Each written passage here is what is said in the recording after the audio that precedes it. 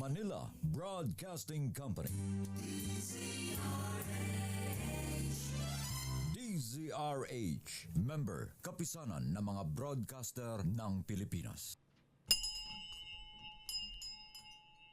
Oras sa Father Lito Jimenez, alas 4:09.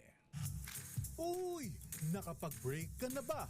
Nakapag-relax ka na ba? Saan ka man nagtatrabaho, mapa-opisina man o work from home o mula mismo sa pwesto, sasabayan namin ang break time mo. Sasabayan namin ng mga balita at komentaryo, mga panayam ng mga taong viral ngayon. DZRH Break Time! RH Break Time!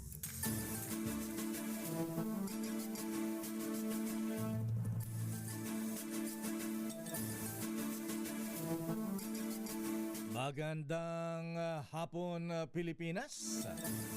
Ako po si Deo Macalma. Ako naman po, Thea Petro Corpuz. At narito ang headlines ng ating mga balita ngayong araw ng Martes, 28 ng buwan ng Hulyo. Pagbalangka sa hirit ng Pangulong Bongbong Marcos na 350,000 tax relief exemption. Target tapusin ng Kongreso sa susunod na buwan ng Agosto. Talaga? Hirit ni Pangulong BBM na alisin ng system loss at VAT sa bayarin sa kuryente kailangang pag-aralan. Ayon yan sa Meralco. Ako, ayaw. Pumalag. Ikalimang sona ng Pangulong Marcos, tinawag na beating the deadline. Nagkukumahog na matugunan ang mga problema ay naman kay Congressman Sendanya. Direksyon ni Pangulong BBM na hindi pa sisiil sa issue ng West Philippine Sea, tutuparin ng AFP. Dating House Speaker Ferdinand Martin Romualdez at iba pang sangkot sa flood control scandal, pinagsusumite ng counter affidavit ng NBI. NBI Director Melvin Matibag, todo tangging pagmamayari ang 72 million peso mansion sa California, USA. 39 na inaresto sa araw ng SONA, hawak ng pulisya. 12 iba pang minor de edad inilipat naman sa DSWD. Investigasyon sa 2019 SEA Games anomaly tatapusin ng NBI sa loob ng 3 hanggang 4 na linggo. Supplyan naman ng bakal sa gumuhong itinatayong hotel sa Angeles, Pampanga ni raid, 4 arestado. 77 taong gulang na lolo kinuyog ng mga bubuyog sa Leyte, patay. Uy, sa Japan may lindol 7th magnitude 7.1. At ngayon sa detalye ng ating mga balita. Target tapusin ng Kamara de Representantes ang pagbalangkas sa tax relief measure sa darating na buwan ng Agosto. Ito kaugnay sa naging panawagan sa Kongreso ng Pangulong Bongbong Marcos sa kanyang SONA kahapon na itaas pa sa 350,000 pesos ang threshold para sa income tax exemption. Ayon kay Congressman Miro Kimbo, Chairman ng House Committee on Ways and Means, mahaba pa ang magiging proseso bago tutuluyang maisabatas. Kailangan din naman nung pag-aralan kung saan kukunin ang magiging revenue loss sa nasabing tax exemption sa ilang mga manggagawa at mga maliliit na negosyo. Narito si Congressman Kimbo. Hindi po ito pwedeng i-take up ng Senado hanggang di kami natatapos. Dahil tulad ng appropriation, ang tax loss po, kailangan manggaling sa amin. Kaya kailangan po namin bilisan. Ang unang hakbang lang po, inaantay namin yung pag-submit ng DOF ng kanilang centralized version. Kasi mangyari po dito is, hindi lang naman po ito yung magiging magagalaw pagdating po sa pagbubuwis. Ay pati po yung minimum tax ng ating mga maliliit na mga negosyante na 2%, ay inaalis na rin po yun. At kailangan din po natin hanap ng iba't ibang sources din po ng new revenue. So ibabangga po natin ito. Kung mawawalan po tayo dito ng 42 billion, dito po sa taas ng tax exemption, kailangan po natin ma-recover yon sa iba't ibang mga produkto. Laki pala, 42 billion na mawawala.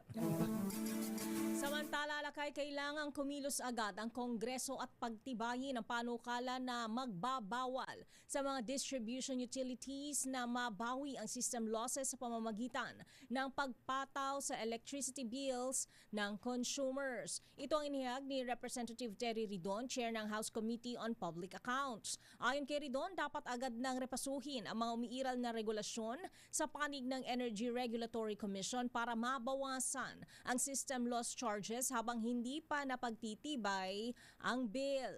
Sa panukalang amyenda sa EPIRA Law, dadaan ito sa Kongreso at walang katiyakan kung kailan ito mapagtitibay. Giit pa ni Ridon, ipagbabawal din ang recovery resulta ng inefficiency, palpak na maintenance, mga ninanakaw na kable ng kuryente at iba pa.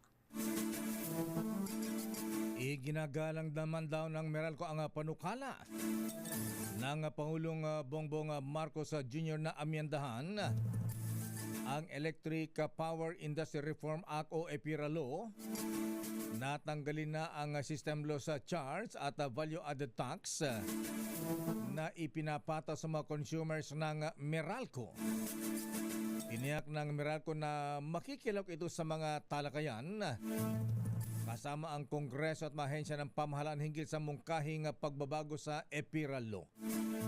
Pero sa pahayag ng Meralco, sinabi nila na karaniwang operational aspect ang system law sa mga distribution utility at laging gumagawan hakbang ang kumpanya para ito ay matugunan. Suportado naman ng Energy Regulatory Commission o ERC ang panawagan ng Pangulong Marcos na alisin ang system loss charge at VAT na sinisingil sa kuryente sa mga consumers.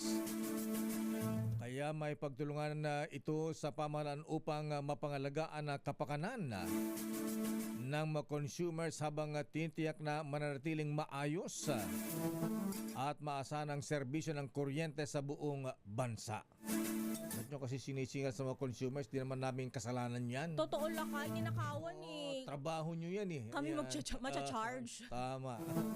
Samantala, hindi lang electric cooperatives ang dapat sisihin sa mahal na kuryente kundi kasama dito ang mga planta, transmission facilities at mismong proseso ng gobyerno. Ito ang reaksyon ng Philippine Rural Electric Cooperative Association o PhilReca kasunod ng panawagan sa SONA ni Pangulong BBM na amyendahan ang EPIRA Law para pababain ang singil sa kuryente.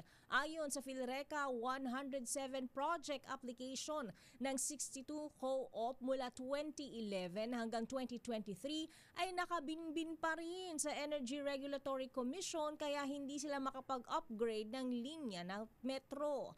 Mahigit 71 million pesos anila na lifeline subsidy mula Marso hanggang nitong Mayo ay hindi pa binabayaran ng Power Sector Assets and Liabilities Management Corporation o SAM. At dahil sa pinatutupad na no disconnection policy ay bumagsak na ang kanilang koleksyon mula sa dating 90 hanggang 100% ay nasa 40 hanggang 75% na lamang. Kaya naman panawagan ng PhilReca sa gobyerno bukod sa pagtatanggal sa VAT, system loss charge, bilisan din ang approval ng mga proyekto at bayaran agad ang subsidiya para bumaba ang singil at manatiling buhay ang kuryente sa mga kanayunan sa bansa. Tinawag naman ni Vice President Sara Duterte Carpio na waste of time o aksaya lamang sa oras ang panunood sa SONA ni Pangulong Ferdinand Bongbong Marcos Jr. Sa panayam sa The Hague, Netherlands, sinabi ng Vice Presidente na katulad daw ng dati ay hindi siya nanonood ng SONA ng Pangulong Marcos. Wala rin daw siyang plano na basahin kung ano ang nilalaman ng kanyang SONA. Narito si Vice President Sara Duterte Carpio. Hindi ako nanood ng SONA like last year. wala akong planong basahin ang nilalaman ng SONA o kahit man lang summary dahil I truly believe it is a waste of time of the Filipino people. Nagkomento pa ang Vice Presidente sa naging pahayag ng Pangulo na malapit nang makasuhan ng kanyang pinsan na si dating House Speaker Martin Romualdez na nasasangkot sa flood control project scandal. Sabi ng Vice Presidente, huwag na umasa pa na makukulong si Romualdez. Narito muli si Vice President Sara Duterte Carpio. Di ba yan din yung sinabi niya last year, bago mag-December may makukulong na. So meron bang nakulong bago mag-Christmas? Wala. So wag niyo na i-expect na makulong yung dating speaker o mga members ng House of Representatives. Samantala, duda si Vice President Sara Duterte sa pahayag ni Pangulong Bongbong Marcos sa kanyang SONA na makukulong ang mga sangkot sa flood control scandal, kabilang na ang pinsan niyang si dating House Speaker Martin Romualdez. Sa isang interview sa The Hague, Netherlands, iginiit ni VP Sara na wala naman umanong natupad sa mga naunang pangako ng Pangulo na may makukulong bago magpasko noong nakaraang taon. Dahil dito, payo ng Vice Presidente sa publiko na wag nang umasang makukulong pa si Romualdez at ang iba pang matataas na opisyal na mapatutunayang sangkot sa korupsyon. Ginawa ni VP Sara ang pahayag kasunod ng ulat ni Pangulong Marcos sa kanyang ikalimang SONA na malapit ng isampa ng Ombudsman ang mga kaso laban sa dating House Speaker. Beating the deadline. Ganito naman inilarawan ni Congressman Percy Sandanya ng Bayan Party List ang ikalimang SONA ng Pangulong Bongbong Marcos.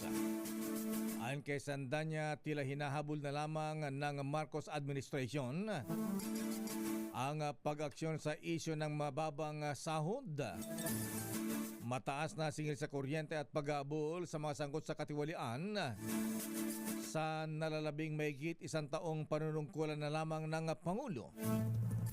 Narito si Congressman Sandanya. Ngayong araw na ito, kung tinitingnan nila bilang pasabog yon, yung pasabog na yun, ang term namin dyan sa Nueva Ecija, supot na supot.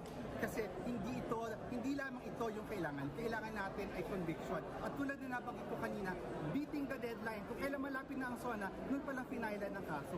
They had the whole year to prepare, pero they failed on that assignment. Aminado naman si Sandanya na natuwa siya sa pagkakabanggit ng Pangulo sa pahirap na dulot ng mataas na singila sa kuryente. Pero dadaan pa raw sa mahabang pagtalakay sa Kongreso ang pag-amyenda sa APIRA Law at hindi rin tiyak kung makalulusot agad ito at makatulong sa pagbaba ng singil sa kuryente na sana ay noon pa raw sinimulan. Samantala, may ilang natuwa habang may ilang hindi bumilib sa ikalimang SONA ni Pangulong Bongbong Marcos kahapon. Sa pag-ikot ng DZRH News sa Pasay City, may mga natuwa lalo na sa pagbanggit ng Pangulo sa naamyenda sa APIRA Law na matatanggal ng o magtatanggal ng system loss charge at VAT sa singil ng kuryente. Kahit paano makatutulong na rin anya ang bawas sa singil ng kuryente sa tumataas naman na presyo ng mga pangunahing bilihin sa bansa. Gayunpaman, mayroong ding hindi bilib sa naging SONA kahapon na anyay puro pangako lamang. Maniniwala lamang sila sa mga pahayag ng Pangulo kung makikita at mararamdaman ng mga Pilipino ang pagpapatupad ng mga programa sa bansa. Narito ang bahagi ng mga panayam sa Pasay City. Yun nga, yung systems loss ng Meralco, alisin na yun para pabawasan naman yung mga babayarin ng mga taong bayan, ipakukulong na niya na yung Maldes ba? Kasi meron naman isang nagawa na maganda dito sa bayan natin. Mababawasan yung gastusin namin sa lalo na sa kuryente. Masyadong malaki na yung sa kuryente namin natutuwa naman ako na mabubuhasan niya kamo yung kuryente ngayon. Puro nagpangako. Dapat gawin niya bago magsalita. Balak ni Pangulong Ferdinand Bongbong Marcos Jr.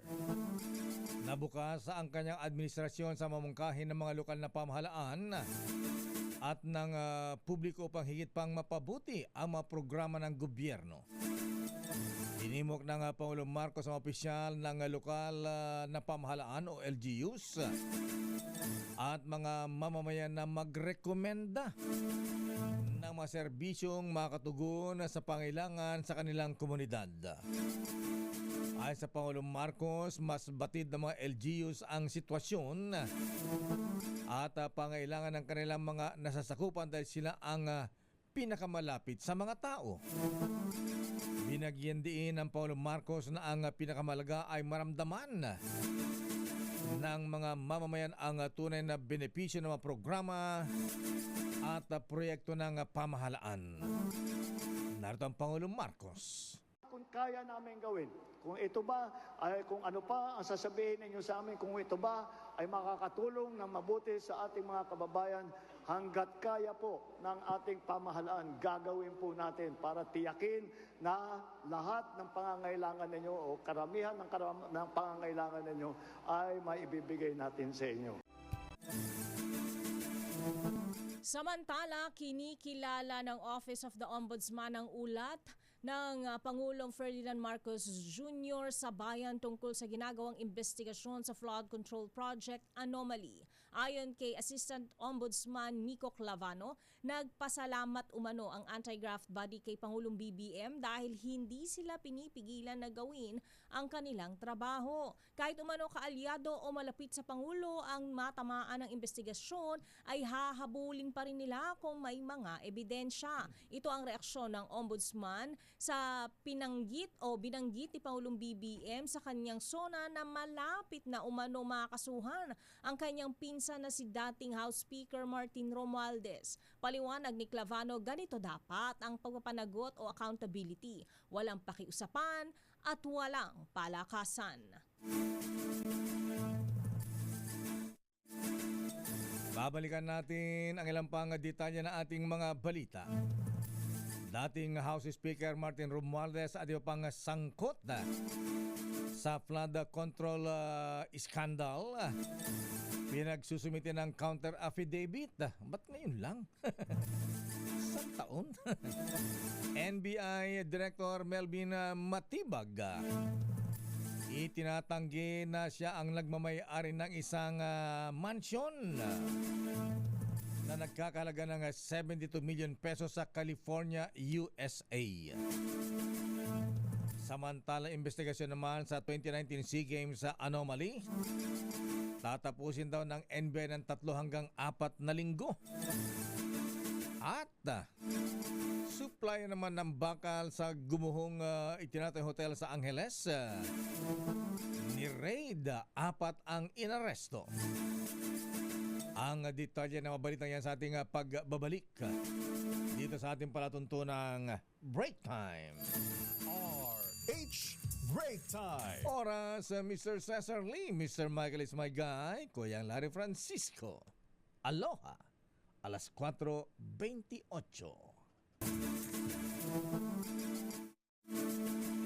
Oras, Miss Thea. Ganap ng alas 4:36 ng hapon.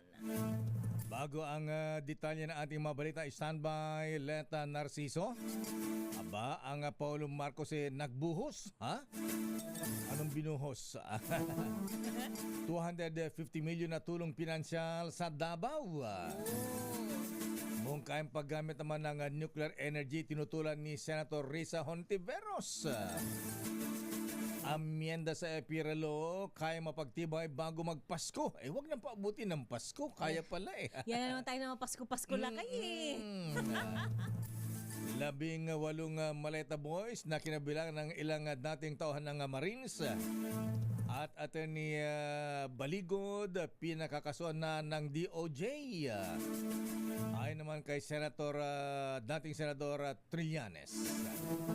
Pero bago ang detalye ng mga balitang yan, abay mamigay muna tayo ng aginaldo sa ating Kring Kring Panalo promo. Kring Kring, take it away. Makinig maigi! ito na ang chance mo na manalo ng instant 500 pesos kapag narinig mo na ang mahiwagang kring kring. Tingnan mo na ang iyong cellphone, baka ikaw na ang susunod naming winner sa kring kring panalo malakas sa telepono. Paano sumali? Bisitahin ang Facebook page ng DZRH, fill up pa ng Google Sheet na nakapin sa DZRH FB page at hintayin ang aming tawag sa telepono. Kring-kring na! At nasa ating linya na ang unang natawagan ni Kring Kring. Si Pati Pino ng Magalang Mikeni, Pampanga. Hi Ate Pati, magandang hapon.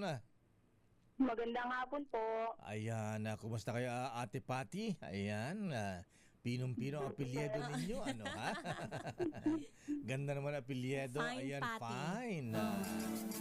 Ang tanong ko, Ate Pati, ayan, simple lamang ang tanong ko, ha? Anong himpilan ng radyo na kauna-unaan sa Pilipinas?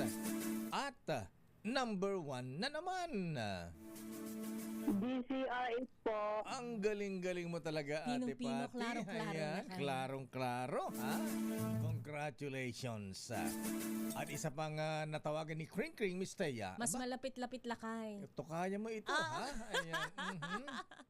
Kaya naman, hello Ate Missy Omanya ng Quezon City. Ate Missy, ayan.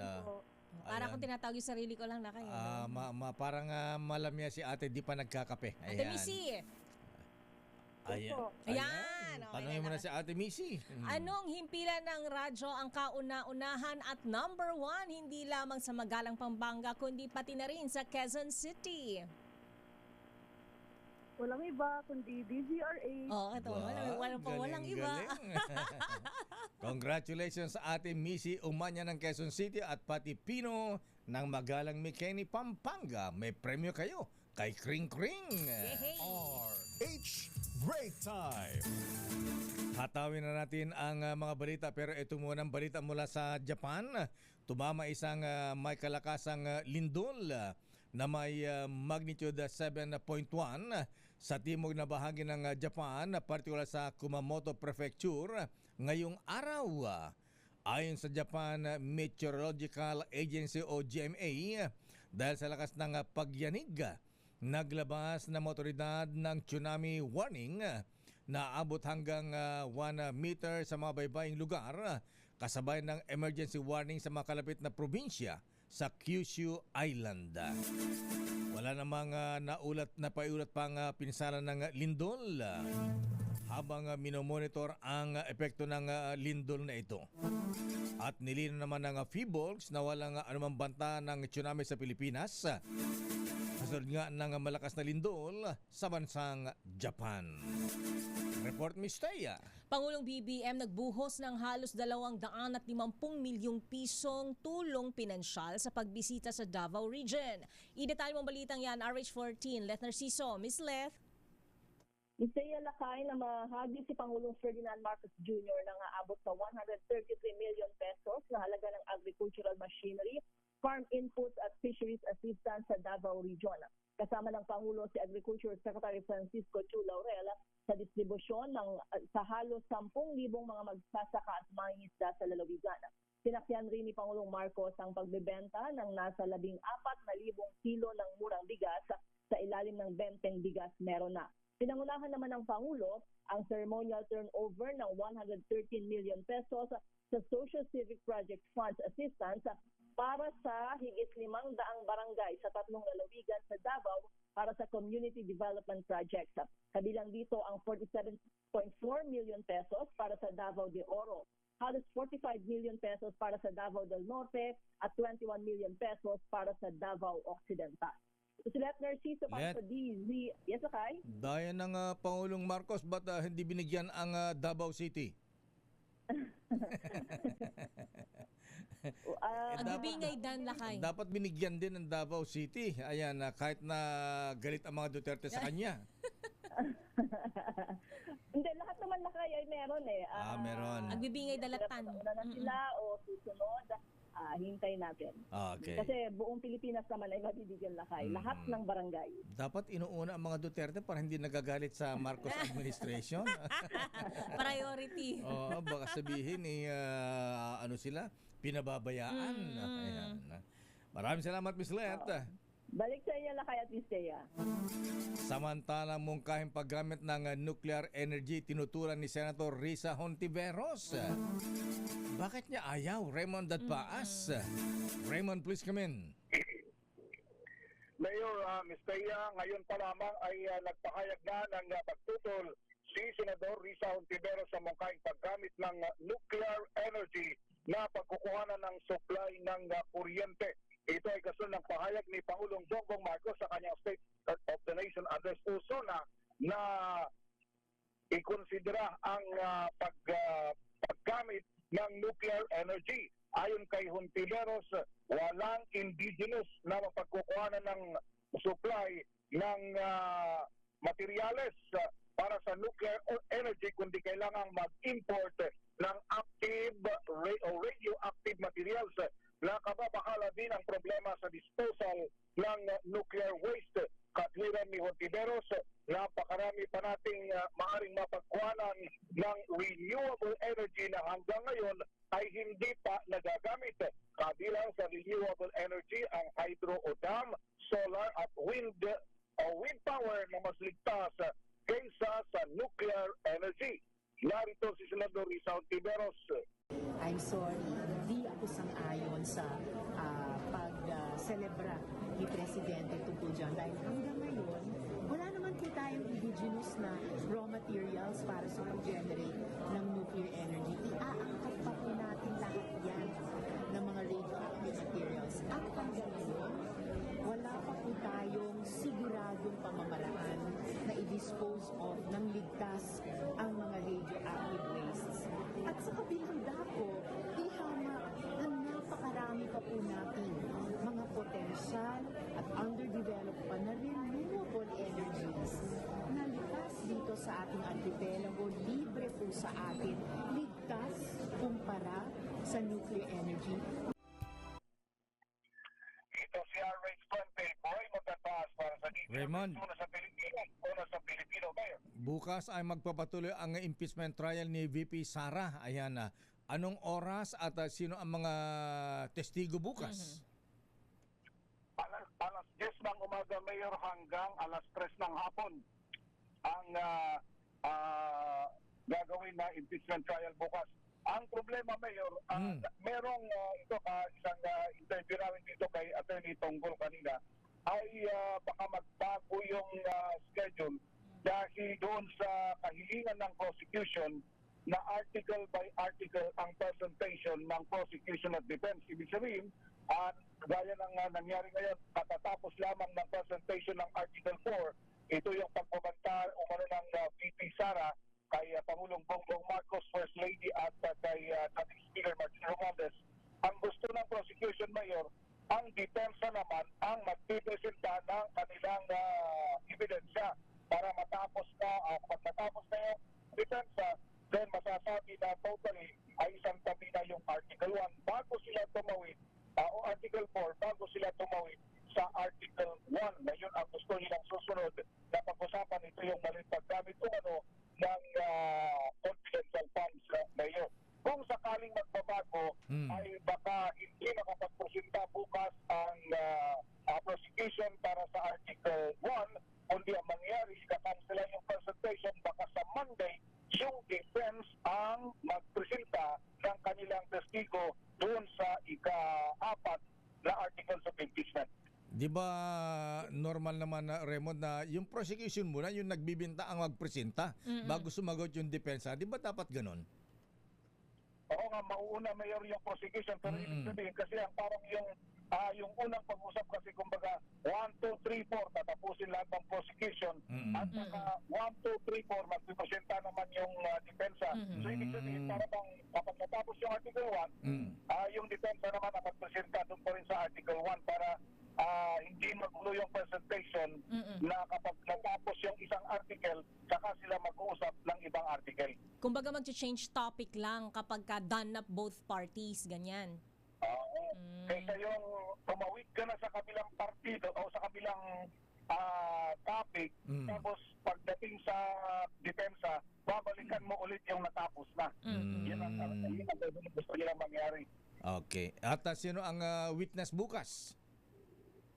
Supposedly, as per schedule, Mayor, yung dalawang taga-Land Bank of the Philippines. Wow. Manager ng Land Bank sa Shaw Boulevard at saka sa DepEd branch. Ito yung may kaugnay sa bank accounts ng Vice President at Second Gentleman Mans Carpio. Hindi pa. Hindi pa. Confidential funds. Confidential funds pa ito. Ito yung may mga Mary Grace Piatos, ganon. Di ba doon yung wini-withdraw? Doon nag-withdraw ng pera, di ba? Okay. Yung sinasabi na inilalagay lang sa traveling bag yung daang milyones na pera, hinihila dalhin doon sa opisina ng DepEd. Traveling bag, ayan. Wow. Okay. Ayaw na maleta, traveling bag. Gana kalaki? Ano ba mas malaki? Yung maleta o traveling bag? Depende sa laki. Di ba yung duffel bag, malalaki rin yun tote bag. Ayan. Iba-ibang sizes niyan. Maliit yata yun. may malaking tote may malaki din. Kayo, gabayong talaga. Ayan. Okay, Rod. Maraming salamat, Raymond. Ito si RH28, Roy Magapas para sa DZRH, una sa Pilipinas, una sa Pilipino. Mula sa Senado sa Kamara tayo, Miss Teya. Amyenda sa EPIRA Law kayang mapagtibay bago magpasko. Tagal. Nauna! Ina tayo mabalitang yan. RH12, Milky Riganan. Manong Milky? Lakay at kayang ihabol ng Kongreso ang panukalang batas para maamyandahan ang EPIRA Law bago magpasko. Ang kay House Deputy Speaker Janet Garin, nalabanggit ito sa SONA ni Pangulong Bongbong Marcos, umaasang mamaya na agad na mararamdaman ang pagbaba ng singil sa kuryente. Umaasa si Garin makatutulong kung is-certify as urgent bill ni Pangulong Bongbong Marcos ang amyenda sa EPIRA Law para mapabilis ang epekto lalo na ang utos ng Pangulo na wag nang ipataw ang system loss sa mga consumer. Sakali naman na may habol at mapagtibay ang amyenda sa EPIRA Law, maganda itong pamasko sa mga consumer pero kung si Garin naman ang tatanungin, tatawagin niya itong regalong panghabang buhay galing sa Pangulo. Narito si House Deputy Speaker Janet Garin. Well, it will entail an amendment to the EPIRA Law until December. Kung gugustuhin, kaya naman. Pero of course, andun kasi yung pakikipag-usap rin sa Senado, no? Lalo na kapag merong mga bagay-bagay na kailangang pag-usapan ng masinsinan. Pero hindi ko siya tatawaging pamasko. Tatawagin ko siyang regalong panghabang buhay galing sa Pangulo. Pinuri din ni Garin ang kautusan ng Pangulo kaya kailangan daw mag-double time ang dalawang kapulungan ng Kongreso. Ako si Neil Greguna nagulat para sa DZRH, una sa Pilipinas, una sa Pilipino. Maraming salamat, Manang Milky Rigunan. Planong rocket launch sa space port ni Pangulong Bongbong Marcos Jr. Nakaayon daw sa AFP modernization, ayon naman sa militar. Papalipatan ng rocket sa Cagayan, ha? Kalang outer space. Edniel, doon sa, doon Ilolon sa Cagayan. Okay. Northern Luzon yata, ha? Alamin natin detalye mula kay Aris number 52. Edniel Parosa, please come in. Edniel. Lakay at Isdea, suportado ng sendatahang lakas ang plano ni Pangulong Bongbong Marcos na magtayo ng kauna-unahang Philippine Spaceport sa Cagayan at magsagawa ng rocket launch sa susunod na taon. Ayon kay AFP spokesperson Colonel Francel Padilla, outer space na ang bagong domain ng depensang dapat tutukan ng bansa. Nakaayon daw ito sa AFP Modernization Program na target na ring linangin ang satellite technology gaya ng ginagawa ng Project NOAA halimbawa. Bago bagitin ni PBBM sa SONA, inanunsyo na ni retired AFP Chief of Staff General Romeo Browner Jr. na bubuo ng Space Center o Space Command ang AFP. Pagbubunyag ni Browner, mismong si Marcos Jr. ang nagsabi sa kanya ng ideya. Makatutulong kasi ang space technology para sa intelligence, surveillance, and reconnaissance o ISR operations na kasundaluhan, maging sa coordination ng mga sistema ng militar tulad na lamang ng kanilang mga armas o missiles. Kaugnay nito, tiniyak ni Padilla ang kahamdaan ng AFP na suportahan ng Department of Science and Technology at iba pang kaukulang ahensya para sa katuparan ng naturang proyekto. Pakinggan natin ang AFP spokesperson. Ang operational domain po natin that strengthens national defense, disaster response, and maritime security in general, kailangan tignan natin yung iba't ibang domains of operations natin. So this aligns with the AFP modernization program and our ongoing initiatives that we have, including na itong existing nating Project Alila. Ang tinig ni Colonel Francel Padilla. Ako si Edniel Torrosa, nag-uulat para sa DZRH. Una sa Pilipinas, una sa Pilipino. Maraming salamat, Edniel. Samantala, 18 Maleta Boys at Attorney Baligod pinakakasuhan na ng Department of Justice ayon kay dating Senator Trillanes. Idetalye mo balitang yan, RH9, Tina Manila Girl Nolasco. Tina. Miss Thea, inirekomenda na nga ng Department of Justice na sampahan ng mga kasong cyber libel at perjury si Attorney Levy Baligod kasama ang 18 Maleta Boys ni dating Congressman Zaldico. Ito'y batay sa kopya ng resolusyon ng DOJ prosecutors na inilabas ni dating Senador Antonio Trillanes report sa kanyang official Facebook account. Nag-ugat ang legal na hakbang na ito sa ginawang press conference, mga pahayag at social media posts ng grupo kung saan idinawit nila si Trillanes na tumanggap umano ng mali-maletang pera mula sa mga flood control project. Dahil dito naghain ng patong-patong na reklamo ang dating senador na nagresulta sa naturang rekomendasyon ng DOJ. Samantala kapapasok lamang ng balita, kinumpirma ng Department of Justice na inaprubahan na nga nila ang rekomendasyon na kasuhan ng multiple na kaso ng cyber libel at perjury ang 18 Maleta Boys at si Attorney Baligod. Ito si RH19 na Nolasco ng DZRH, una sa Pilipinas, una sa Pilipino. Maraming salamat, Tina Nolasco. Samantala, NBI target matapos ang 2019 SEA Games investigation sa loob ng 3 hanggang 4 na linggo. Alamin natin ang detalye mula kay RS number 15, Giselle Ricafort. Please come in, Giselle. Nakay target ng National Group Investigation na tapusin ang investigasyon sa umano'y anomalya sa 2019 SEA Games sa loob ng 3 hanggang 4 na linggo yan. Ayon kay NBI Director Attorney Melvin Matibag, susundan ito ng pag-aain nila ng rekomendadong kaso. No-show niya yung mga opisyales ng 2019 Philippine SEA Games Organizing Committee kahapon at abogado lamang yung pinaharap nila sa kagawaran. Mula sa 7 pinasabina, isa pa lamang, sabi ni Matibag, ang sumipot sa NBI kaninang umaga. Samantala, wala pa anyang tugon yung Commission on Audit sa hiling niyang certified true copy ng audit report ito sa Philippine Sports Commission, partikular na yung may kaugnayan sa 2019 SEA Games. Sabi pa ng NBI Director, hinihintay rin niya yung tugon ng Securities and Exchange Commission na hiniritan niya ng mga dokumento na may kinalaman sa Peacebook Foundation Incorporated sa klawang 2017 hanggang ngayong taon. Pakinggan natin ang NBI Director Attorney Melvin Matibag. Kahapon hindi nagpunta yung mga officers ng Peacebook na sinampinan namin, but they sent a lawyer. Today, nandiyan ngayon yung dumating yung isang PSC officer. So, tuloy-tuloy yan. And we're intending to wrap it up in 3 to 4 weeks lang. Kasi malinaw naman yung ebidensya. Dumating na yung isa, then another one is coming over. No? So, I think in 3 to 4 weeks, we can finish the investigation and file the respective charges. Una rito, bumuo yung Bureau ng Task Force Cash Cow na iimbestiga sa Peacecock na dating pinamumunuan ni Senator Alan Peter Cayetano bilang interim chairman.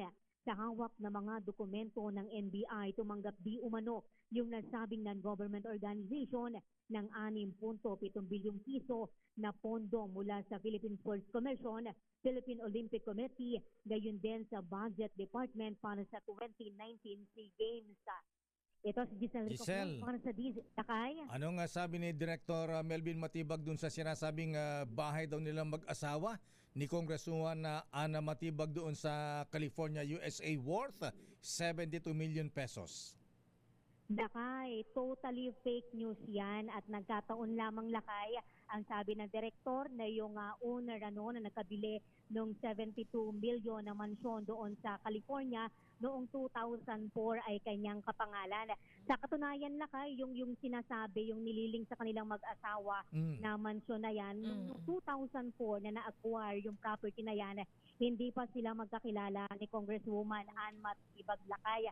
Kaya itong lumabas, Lakay, na maling balita ng isang news outlet, pinag-aaralan ng NBI director na maghabla ng kaso sa istasyon, Lakay, sapagkat fake news, Lakay, wala daw katotohanan at nakapinsala na ng lubos sa kanyang pangalan yung lumabas na balita kamakailan. Ilan ba ang kapangalan ni Director Matibag? Ilan ba ang Melvin Matibag? Oo. Marami ba sila? Lakay, kung ilan yan, yan ang hindi ko, Lakay, masasagot. Pero ang sigurado, Lakay, kapangalan niya yung may-ari nakabili ng property na yan. Pero iba lang yung middle name, Lakay. Hindi ko na rin siguro babanggitin, Lakay, para dahil nga parang Lakay, parang nakaka-apekto din daw doon sa mismong owner yung fake news na lumalabas, Lakay. Okay, hirap pala may kapangalan. Oo, Lakay. Buti na lang 3 pangalan ko.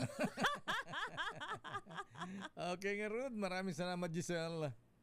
Lakay, isang folder ng mga dokumento na nagpapatunay na fake news yung lumabas na impormasyon sa nabanggit na property na nililing sa mag-asawang Matibag, yung ipinresenta kanina sa media ng NBI Director. Ito si Giselle Ricofort para sa DZRH, una sa Pilipinas, una sa Pilipino.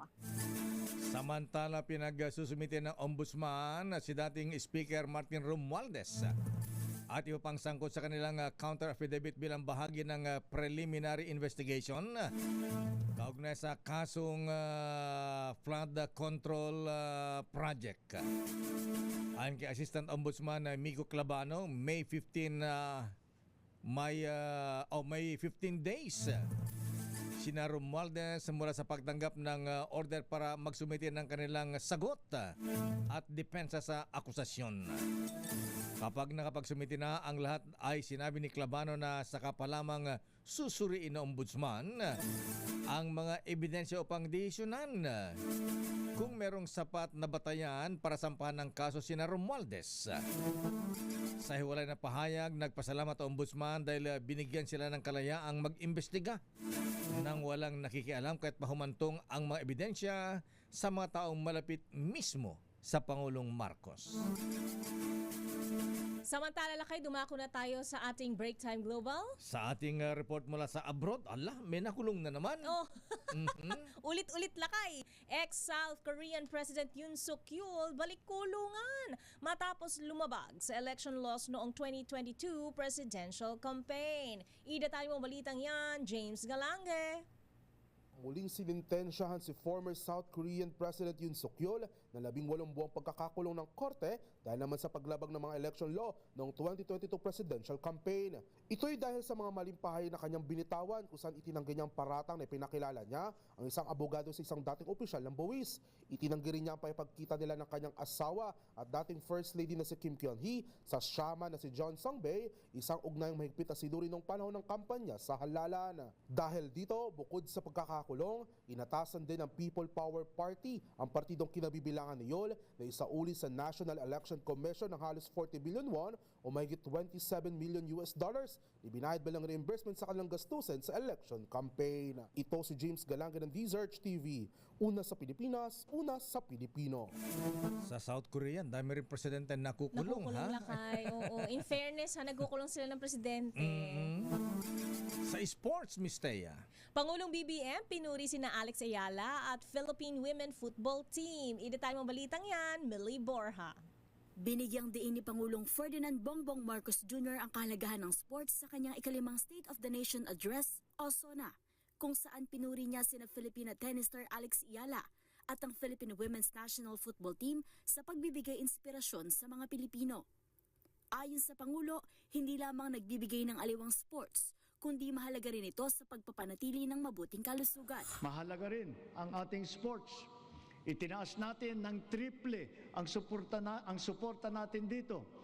Hindi lamang dahil sa aliw na hatid nito, kundi para sa kalusugan. Binanggit din niya ang malaking suportang natatanggap ni Alex Ayala sa kanyang mga international tournament bilang patunay kung paano nakapagbibigay inspirasyon ng sports sa mga Pilipino. Sa nag-uumapaw nating suporta kay Alex Ayala, sana ay marami ang maengganyo para matuto at maglaro hindi lamang ng tennis, kundi ng ibang sport pa. Pinuri rin niya ang Philippine Women's National Football Team o Filipinas na nakasiguro na ng pwesto sa 2027 FIFA Women's World Cup sa Brazil. Sa halimbawa ng Pilipinas Women's Football Team, sana rin ay mas sumikat pang football sa ating bansa at maraming maglaro. Balang araw, baka makasali na ang Pilipinas sa World Cup. Binigyan din ng Pangulo na triple ang nadagdag na suporta ng pamahalaan sa larangan ng sports. Halimbawa, narito ang pag-host ng Pilipinas sa iba't ibang international tournaments sa basketball, volleyball, gymnastics, futsal, karate at sambo. Gayon din ang rehabilitasyon ng mga pasilidad tulad ng makasaysayang Rizal Memorial Ballpark sa Maynila. Ito si Mili Borja ng DZRH TV, una sa Pilipinas, una sa Pilipino. Ikaw ang Miss Universe. Bago ang balitang showbiz at balitang beauty contest, beauty pageant, abay bati mo natin ng ang ating pang beauty pageant natin, ang ating DOO, ayan. Daughter of the Owner. Ayan. Ang ating Executive Director sa DZRH Operation Tulong, Missy Elizalde. Twin ko yan lakayin. Ha? Twin. Twin. Kambal ko. Oo nga, Missy. Oo nga, ha? Ayan, Missy Elizalde. At batiin din natin si Kevin Pecho. Ayan. De Leon. De Leon ba? Ayan, hi Kevin De Leon. Happy birthday, Kevin. Na-lovesick lakay. Ano ba yun? Na-lovesick ba? Ayan. Yung pagka may birthday, nagkakasakit ba yan? Oo nga, ba't ganun yung iba? Mga pagka-birthday nagkakasakit, ha? Ayan. Nagkakasakit siguro sa gastos. Sa bulsa. At batiin din natin ang iba talaga ang Victor De Leon na Lima, ha? Bakit lakay? Ng Diwan Radio. Abay, ang blowout niya umaabot hanggang DCR8. Happy birthday pa rin Vic. Ayan, 50 plus na raw siya ngayon. Ayan. 50 plus how many? 50 plus 20 years ago. Marimbig, happy birthday. Ayan, kay Chris Sansano. Happy birthday. At ganun din, birthday nga pala ni Kuyang ni Mista. Ayan, happy birthday din kay Mista Boy Lee ng PMA Sandigan 82. At happy birthday din kay very worshipful retired Rear Admiral Louis Tuason Jr. ng Philippine Coast Guard. Ayan, happy birthday Berry. Admiral Louis Tuason. At binabati natin si very worshipful Joji Bulawin at Noble Byong Garing at Dr. Ruel Aguila. At congratulations and happy graduation kay Teya. Bakit Teya? Ha? Kambal ko na naman. Teya Nicolas ng graduate ng Bachelor of Science in Nursing from UERM. Wow. Congratulations. Congratulations Teya Nicolas. Sa showbiz, Miss Teya. Coronation Night ng 75th Miss Universe. Kasado na sa Nobyembre 24 sa Puerto Rico. I-detail mo balitang yan. Angelica Cosme. Sino pang bata natin Kasado na sa Nobyembre ang Diamond Edition ng prestiyosong Miss Universe pageant. Sa anunsyo ng Miss Organization, November 21 ang National Costume Show na susundan ng preliminary competition. Habang sa November 24, makikilala ang bagong Miss Universe sa pageant na gaganapin sa Puerto Rico, kung saan pambato ng Pilipinas si Bea Milian Wendorsky. At dito'y susubukan niyang masungkit ang sanay ika-5 korona ng bansa. Samantala, sa iba pang balita, swak bago ang kanilang historic performance sa Lollapalooza sa Amerika this week, official nang ipinakilala ng DOT bilang Tourism Ambassadors ng Pilipinas ang P-Pop Kings SB19. Ang mahalima na nasa US ngayon, nakatanggap nga ng Galing Bayan Box mula sa Department of Tourism. Promise naman ng grupo na patuloy i-representa ang Pilipinas on and off the stage. Very proud naman ng 18 of fans ng SB19 sa panibagong bagong milestone ng grupo na nakatakdaring ilabas ang kanilang new single na Lawless sa July 31. Ito po ang inyong showbiz angel ng DZRH TV, una sa Pilipinas, una sa Pilipino. Maraming salamat, Angelica Cosme. At yan ang kabuuan natin palatuntunang break time. Ako po si Deo Macalma. Ako naman po, Thea Petro Carpuz. Antabayan ang mga balansyadong balita mula kay Henry Ura at Miss K. Karen Oyong. Oras 5:07.